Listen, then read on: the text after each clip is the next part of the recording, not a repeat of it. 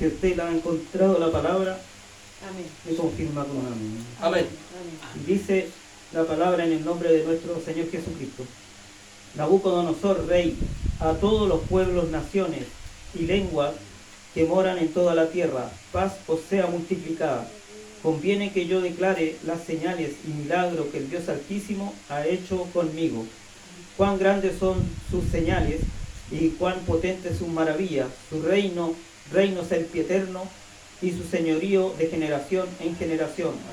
Yo, Nabucodonosor, estaba tranquilo en mi casa y floreciente en mi palacio. Vi un sueño que me espantó y tendido en cama, las imaginaciones y visiones de mi cabeza me turbaron. Amén. Esta es la lectura de la palabra que Amén. el Señor añada revelación a su palabra. Gracias, Señor amado. Pasaremos a la exhortación de la palabra. Amén. Así es. Y que el Señor nos acompañe y nos ayude para poder entender acerca de esta palabra que nos llama en este día a reflexionar acerca de la vida de un rey. Así Pocas es. veces tenemos acceso, ¿no es cierto?, nosotros a poder ver qué es lo que hace un rey en su vida cotidiana, ¿cierto? Y la Escritura nos habla acerca de algunos reyes que estuvieron bajo la presencia de Dios y otros que reinaron sin saber que era Dios el que estaba con ellos. Y este es el caso del rey Nabucodonosor. Nabucodonosor llegó a ser un imperio tan grande, dice que no ha habido otro en la historia más grande que el reino de Nabucodonosor. Y cuando nosotros vemos esta afirmación, podemos entenderlo a través del sueño que tuvo primero, ¿cierto?, con la estatua que tenía la cabeza de oro que le representaba a él. Y dice que después no hubo ni va a haber otro reino más grande que el de él. Y entonces era motivo suficiente, ¿cierto?, para que él pudiese engrandecerse a sí mismo. Y yo creo que a cada uno de nosotros nos podría suceder de igual manera si de repente nos viéramos con tanto poder en nuestras manos. Nabucodonosor, rey de Babilonia, sometió a muchos lugares, muchos países, muchas naciones estuvieron bajo su dominio y bajo su poder. Entonces, para llegar a esto tiene que haber sido un gran estratega, pero dice la palabra de Dios que fue Dios quien le entregó las naciones en sus manos. No era tanto que hubiese sido bueno, sino que Dios así lo había presupuestado, ¿cierto?, para ese tiempo. Entonces, la palabra que leímos en este día habla acerca de este rey Nabucodonosor cuando ya está en un momento de reflexión. Él, por decirlo de alguna manera, está haciendo rememoranzas acerca de lo que él vivió cuando tuvo el encuentro con Dios, ¿cierto? Porque en cierta forma Nabucodonosor se vio expuesto a confrontar a Dios, no de la manera que lo han hecho en otras ocasiones, ¿cierto? En donde, por ejemplo, Job dice que habló frente a frente con Dios y Dios le hizo preguntas y Job dice que no tuvo cómo contestar a estas preguntas. Pero el rey Nabucodonosor dice que él se vio en un momento de su vida en que él necesitaba entender que había un poder superior sobre él. Y eso es lo que él no quería entender. O sea, dice que tuvo un sueño en donde veía un gran árbol y llama a todos sus sabios que tenía en Babilonia, hombres preparados, hombres con cultura de adivinación, agoreros, brujos y todo tipo de gente que trata de adivinar el futuro. Y los llamó y los reunió a todos y les dijo: miren, yo tuve este sueño y quiero saber cuál es su interpretación. Y dice la palabra, no hay un relato así como tan explícito o tan detallado acerca de la situación, sino que dice que ninguno pudo darle revelación acerca de lo que estaba sucediendo, de qué es lo que él había soñado, cuál era el motivo de ese sueño y que le había quitado, ¿cierto?, el deseo de dormir y el deseo de seguir hacia adelante, porque era mucho lo que había turbado ese sueño, su ser, su esencia. Ya no era el mismo Nabucodonosor confiado en su fuerza, en su poder, sino que había algo que había despertado en él la duda. Y él quería saber qué significaba este sueño. Entonces, cuando llama a todos sus sabios, a todos aquellos hombres que habían sido preparados, dice que ninguno pudo darle una respuesta. Pero si usted lo analiza, si usted piensa lógicamente, esos hombres tienen que haberle dado cada uno una respuesta de acuerdo al concepto que él tenía. Pero la situación era que el rey las desechaba y decía, este no es la respuesta que yo quiero, esta no es la respuesta a la incógnita que se me presentó en ese sueño.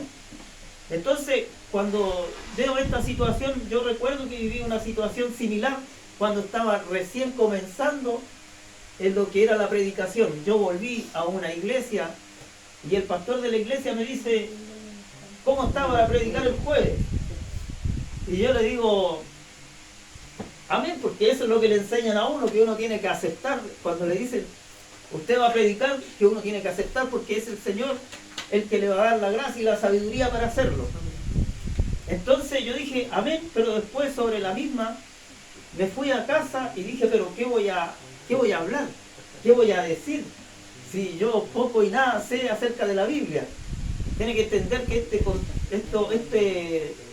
este periodo se da en un tiempo en que yo no estaba participando de la iglesia. O sea, yo conocí al Señor siendo joven, pero después me aparté. Y cuando volví, fue cuando me dijeron, pasaron varios años, y cuando vuelvo, al poco tiempo, a los meses, me dicen, usted predica. Y entonces yo decía, pero ¿qué voy a predicar? Conozco la Biblia, algo así nomás. O sea, no tengo como para hacer un tema, como para predicar algo. Y entonces dice, me fui a casa con esa preocupación y después volví. Me quedaba todavía como una semana para preparar algo. Y empecé a preguntar a los hombres más sabios que yo conocía en cuanto a la palabra. Le pregunté a pastores, le pregunté a predicadores, le pregunté a oficiales de la iglesia y de otras iglesias también. Y mi pregunta era, ¿cómo obtener sabiduría para poder ser un buen predicador?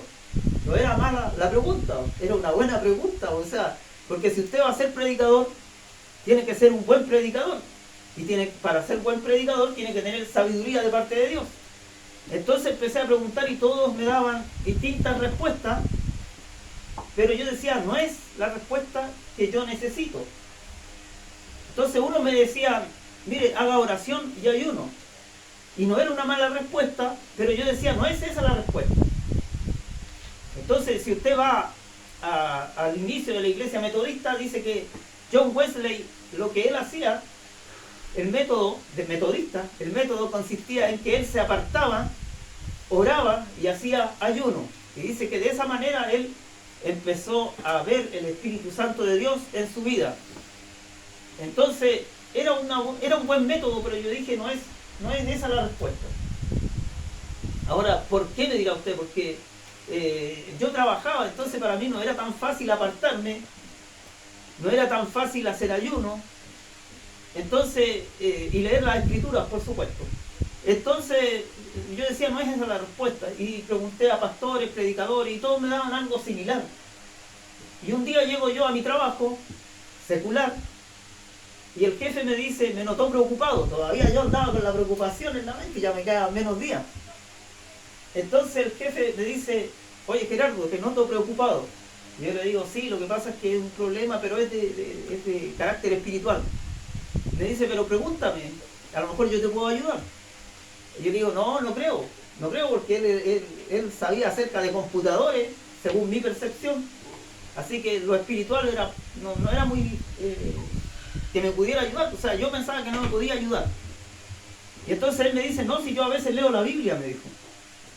Entonces me dice, ¿cuál es la pregunta? Y yo dije, la pregunta es, me dijeron que yo tenía que predicar, y para predicar yo tengo que tener sabiduría. Entonces, ¿cómo tengo sabiduría? Me dijo, ahí está el problema, me dijo. Le dije, ¿cuál es el problema? Que la sabiduría solamente la da Dios y a quien Él quiere. Y yo dije, esa es la respuesta. Esa es la respuesta. Entonces, por lo tanto, ¿a quién tenía que pedirle sabiduría? Era a Dios. Y era una respuesta a lo mejor sencilla, pero que si usted la analiza en profundidad, muchas veces nos suceden cosas en la vida que son simples de resolver. O sea, es ir a la presencia de Dios y pedir que nos ayude. Pero muchas veces nosotros le damos tantas vueltas a la situación que la situación se va haciendo más grande y más difícil su resolución. Entonces, cuando vemos que Nabucodonosor, ¿cierto? Lo dejamos, ¿cierto? A Nabucodonosor con todos sus sabios y entendidos, y ninguno le pudo dar la respuesta que él esperaba. Entonces se acordaron de Daniel y dijeron, traigan a Daniel. Y le preguntaron a Daniel qué era lo que significaba este sueño. Y Daniel, que era el jefe de los sabios, ¿cierto? Porque eso dice la palabra, él era el jefe de todos estos hombres que habían ido primero. Imagínense, un hombre espiritual, un hombre creyente, un hombre que Dios era sobre él. El Espíritu de Dios dice, el mismo rey dice que el Espíritu de los dioses, dice él, porque tiene que entender que este rey en cierta forma conocía a Dios, pero todavía le quedaban las cosas del pasado en su vida. Todavía tenía esos reyes que él le habían acompañado, esos dioses que le habían acompañado por tantos años. Y esto a veces nos sucede a nosotros. Dioses que nos acompañaron por años, nos cuesta sacarlo de nuestra vida. Nos cuesta hacerlos a un lado y dejar a Dios solamente reinando en nuestra vida. Y este rey tenía el mismo problema. Por eso decía que los espíritus de los dioses estaban en Daniel. Pero era el Espíritu de Dios el que le revelaba a Daniel lo que él quería saber.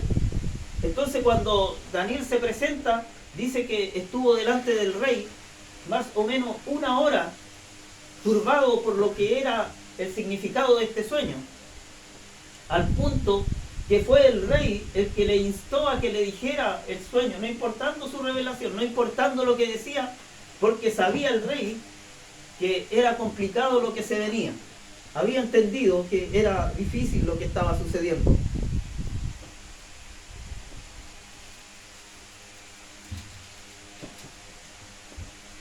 Entonces Daniel le dice que en ese lugar se llamaba Belsasar, como el dios de él, ¿cierto? Como el dios del rey.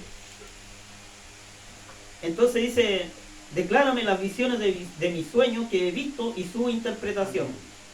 Y estas fueron las visiones de mi cabeza mientras estaba en mi cama. Me parecía ver en medio de la tierra un árbol cuya altura era grande.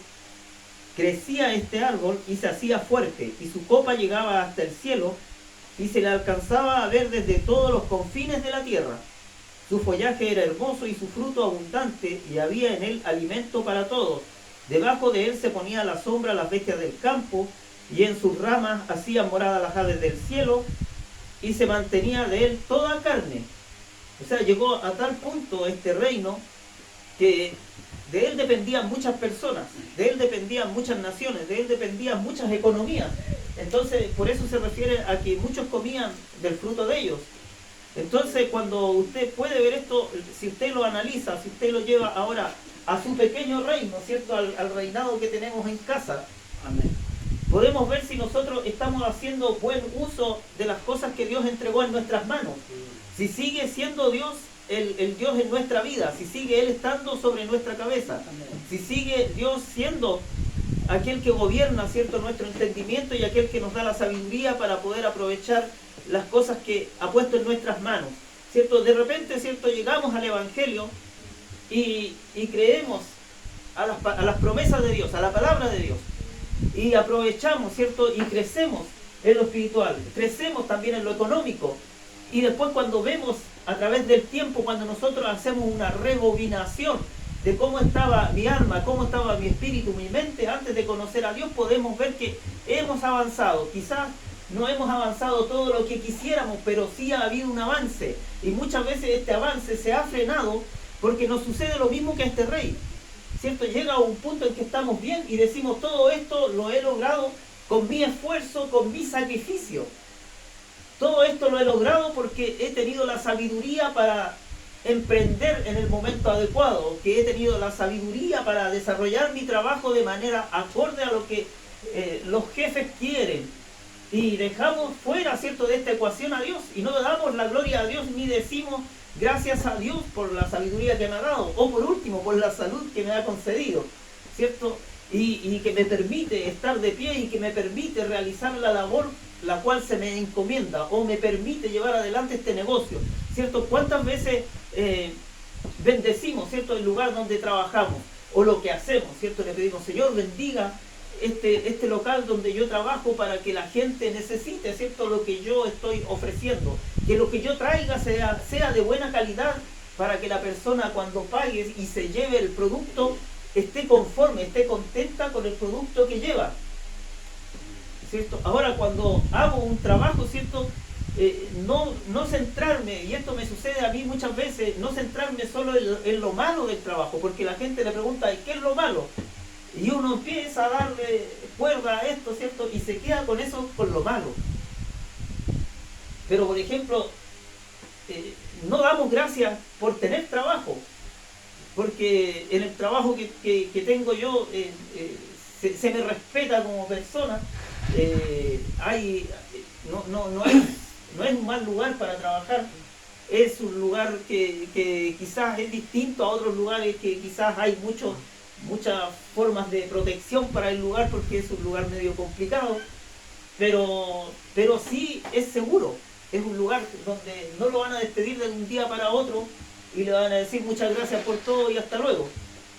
Es difícil. Entonces, se nos olvida muchas veces agradecer por estas cosas, ¿cierto? Y a pesar de que el rey tenía todo en sus manos, pero tiene usted también que pensar que era un rey pagano, o sea, era un rey que había conocido a Dios, pero no en primera persona, sino a través de otros, sino a través de Sadrach, Mesach y Abednego y de Daniel, ¿cierto? Así fue como este rey conoció a Dios, a través de los milagros que había hecho a través de ellos. Cuando quiso, ¿cierto?, doblegar a Sadrach, Mesach y Abednego y tirarlos al horno de fuego, pudo ver la protección de Dios en aquellos jóvenes, pero aún así no pudo sacar, ¿cierto?, de su corazón a aquellos dioses que él traía desde antes, ¿cierto? Dio la gloria a Dios, pero a la vez mantuvo igual a esos dioses en su corazón. Y muchas veces nosotros mantenemos, ¿cierto?, a nuestros dioses en nuestro corazón, ¿cierto? Los pensamientos que traíamos de antes los mantenemos en nuestro corazón. Las cosas que hacíamos de antes también las traemos en nuestro corazón. Cuando a veces permitimos, ¿cierto?, que seguir realizando situaciones que sabemos que nos llevan a un mal, ¿cierto?, que sabemos que vamos a caernos, que sabemos que vamos a hacer daño o que no estamos haciendo lo correcto, entonces quiere decir que en ese lugar estamos guardando, ¿cierto?, a ese pequeño Dios que tenemos en nuestra vida. Y entonces, mire, Dios podía haber dicho, bueno, dejemos que se cumpla y se ejecute la sentencia, ¿cierto? Pero Dios no quería eso, había algo diferente, había algo en Nabucodonosor, ¿cierto?, que Dios lo miraba con ojos de amor, con ojos de misericordia. Dios no quería que este hombre pasara nomás solamente como el rey Nabucodonosor y punto, sino que quería que este rey le reconociera como Dios. O sea, no era ganancia para Dios, porque Dios tenía muchos hombres, había muchos hombres que le amaban. Está el mismo Daniel, ¿cierto?, que vivía en ese reino, que amaba a Dios.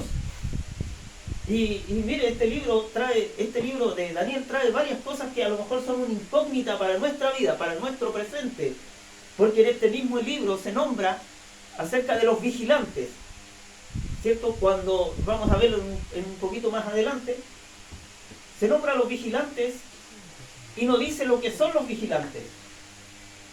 Pero si usted va a un libro que se llama el libro de Enoch, ahí se nombra a los vigilantes. Y los vigilantes eran ángeles que tenían la misión de ayudar a los hombres para que los hombres pudiesen desarrollarse, para que pudieran crecer en todos los aspectos, porque normalmente cuando nosotros decimos hagamos discípulos o enseñemos la palabra, que Dios pueda reinar en el corazón del hombre y de la mujer, normalmente lo vemos como solamente enseñar las escrituras. Pero un discípulo aprende todo, o sea, el día a día tiene que tiene que ser enseñado. Jesús andaba con los discípulos para todos los lugares donde iba. No solamente le decía, mire, hoy día nos vamos a juntar de 7 a 9, así que me esperan en el monte y ahí vamos a hacer, para que ustedes aprendan acerca del ministerio que vamos a llevar adelante. Sino que dice la palabra de Dios que andaban con él en todo lugar, y cuando había una enseñanza especial, entonces los apartaba para enseñarles a ellos aquello que quería que ellos aprendieran en particular, o profundizar, ¿cierto?, lo que Jesús quería que sus discípulos aprendieran. Entonces, cuando nosotros decimos queremos ser discípulos de Jesús, queremos aprender lo que es esto del Evangelio, entonces cada vez que nosotros leemos la Escritura, no solo tenemos que representarla, ¿cierto?, a lo que quiere Dios en la iglesia, sino también a lo que quiere Dios en el trabajo, a lo que quiere Dios en mi hogar, a lo que quiere Dios con mis vecinos, a lo que quiere Dios en los distintos lugares donde yo pueda estar. Cierto que el apóstol Pablo dice que somos carta abierta para el mundo. Y una carta abierta es que cualquiera la puede leer, cualquiera la ve y sabe lo que dice. ¿Cierto? Entonces esa es la diferencia en que nosotros hacemos con el mundo. El mundo puede guardar cosas, el mundo puede hacer cosas en lo secreto, pero nosotros como hijos de Dios no podemos hacer cosas en lo secreto porque Dios está siempre sobre nuestras vidas y conoce nuestra vida, conoce nuestro corazón y nuestro pensamiento. Entonces Dios tenía un propósito diferente para este rey. Si usted mira la historia, ¿cierto? Si usted ve la historia con Saúl, ¿cierto? Que fue el rey de Israel, el primer rey que tuvieron en Israel, puede ver que Dios lo desechó por desobediencia. Pero a este rey que era pagano, Dios quería hacer algo diferente con él, ¿cierto? Él fue primero, si nosotros analizamos la historia, él fue mucho antes que el rey Saúl, pero era un rey de un reino que no tenía que ver en este momento con Israel, solamente que lo sometió a Israel y se trajo a los jóvenes que eran parte de la clase social alta de Israel. O sea, Sadrach, Mesach y Abednego y Daniel no eran era gente del pueblo, sino que era gente de la alta sociedad de Israel de ese tiempo. Entonces cuando nosotros vemos esto, vemos que Dios permitió todo esto con un propósito. Había un propósito de parte de Dios. Y así también en nuestras vidas. A veces pasamos propósitos, a veces pasamos dificultades, a veces pasamos procesos y decimos, ¿por qué será? Cuando usted va a la Escritura y puede ver que el pueblo de Israel pasó un proceso de 40 años en el desierto para llegar a la tierra prometida. A ver si así podía admirar lo que Dios había puesto en sus manos. Cuando vemos la historia de José, podemos ver que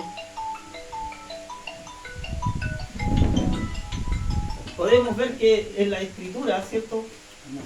José vivió varios años en la incertidumbre de qué es lo que iba a suceder en su vida.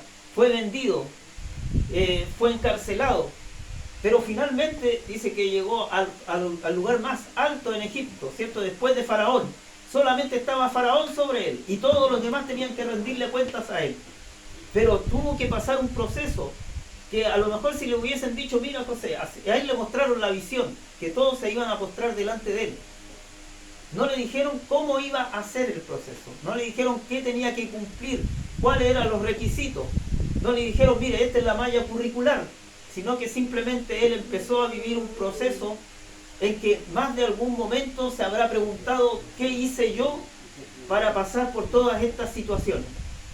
¿Cierto? Y cuando nosotros vemos eso, muchas veces pensamos en nuestra vida, ¿qué hice yo para pasar por toda esta situación que me trae tristeza, que me trae pena, que me trae amargura, que me trae, ¿cierto?, el deseo de ya no seguir, ¿cierto? Y muchas veces cuando estamos en medio de este proceso, no encontramos mejor alternativa que retirarnos y salirnos de la iglesia, ¿cierto? Sabiendo que la protección de parte de Dios siempre va a estar en nuestra vida. Amén. A veces son procesos difíciles, pero sí es cierto que van a pasar. ¿Cierto? Dice la palabra de Dios que el rey Nabucodonosor dice que cuando le fue notificado, por decirlo de alguna manera, Daniel le dice, mire, parafraseando le dice, hay un juicio en contra suya porque usted no ha reconocido a Dios como Señor sobre todas las cosas de este mundo.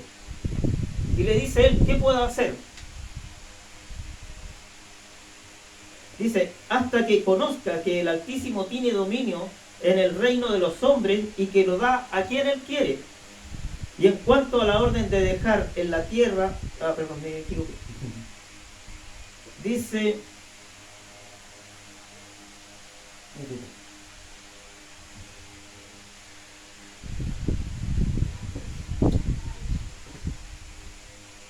Dice, todo esto vino sobre el rey Nabucodonosor al cabo. Dice, por tanto, versículo 27, por tanto, oh rey, acepta mi consejo, tus pecados redime con justicia y tus iniquidades, haciendo misericordia para con todos los oprimidos, pues tal vez será eso una prolongación de tu tranquilidad, ¿cierto? Daniel le dice, mire, esto va a ser lo que va a suceder con usted, pero si hace esto, A lo mejor va a tener un tiempo de paz todavía. Y dice la palabra en el versículo 28, todo esto vino sobre el rey Nabucodonosor al cabo de 12 meses, paseando en el palacio real de Babilonia. Habló el rey y dijo, ¿no es esta la gran Babilonia que yo edifiqué para casa real con la fuerza de mi poder y para gloria de mi majestad?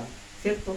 Dice, aún estaba la palabra en la boca del rey cuando vino una voz del cielo, a ti te dice, rey Nabucodonosor, el reino ha sido quitado de ti, y de entre los hombres te arrojarán, y con las bestias del campo será tu habitación, y como los bueyes te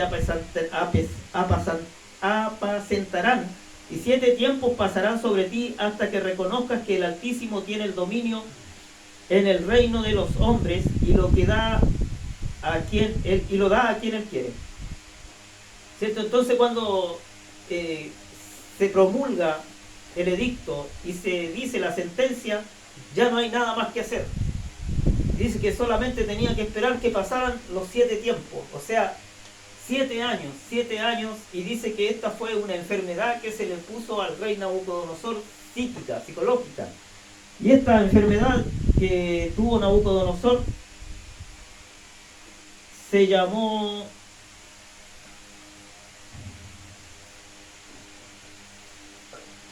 que se la busqué en otro lado. No la tengo. Así, dice, es una enfermedad que se llama licantropía, donde los hombres creen ser animales.